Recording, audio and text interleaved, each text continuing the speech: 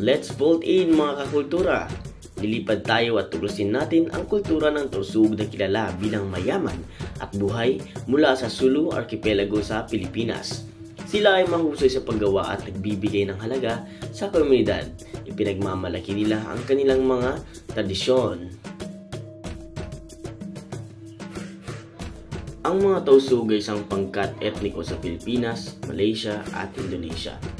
Sila ay isa sa pinakamalaking pangkat ng mga Muslim sa Timog Kanlurang Pilipinas at karamihan sa kanila ay naninirahan sa Sulu Archipelago, partikular sa Jolo Island Cluster.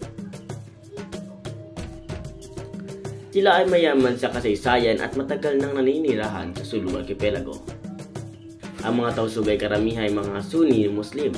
Ang Islam ay may malaking papel sa kanilang kultura at sumusunod sila sa 5 pillars of Islam. Kabilang ang pang-araw-araw na panalangin, pag-aayuno sa Ramadan at pagpunta sa Mecca.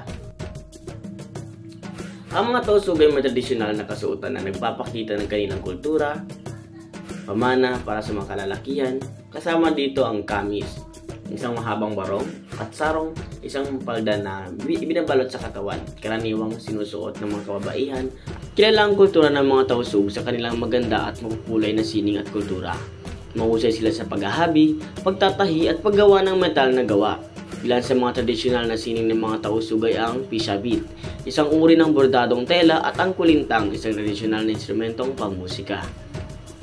Ang mga Tausug ay may natatanging pamahiin na tradisyon na ipinasa mula sa henerasyon hanggang sa henerasyon. Mayroon silang mga tradisyonal na seremonya para sa iba't ibang okasyon sa buhay tulad ng mga kasal, kapanganakan at libing.